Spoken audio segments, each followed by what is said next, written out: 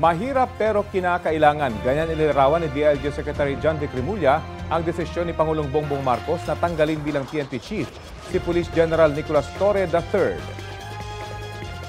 With the recent developments, the President was presented with the facts and he determined that the best course of action is to uphold the role of NAPOCOM as it was intended by law. As part of this resolution, the President decided to relieve Police General Torre. Sabi ni Remulla, hindi man ito madaling desisyon, ginawa ito para sa interes ng bansa. Isa raw ang tangkang pagbalasa ni Torre sa posisyon ng ilang opisyal ng PNP na kalaunay binaligtad ng National Police Commission sa mga naging rason sa desisyon. Nakatuon daw ang Pangulo sa pagkakaroon ng nagkakaisang direksyon ng kanyang buong gabinete. Naniniwala raw ang palasyo na kailangan nakaayon sa batas sa mga hakbang sa pagtitiyak ng seguridad ng bansa. Nang kunin namin ang pahayag ni Torre, no comment daw muna siya tungkol dito.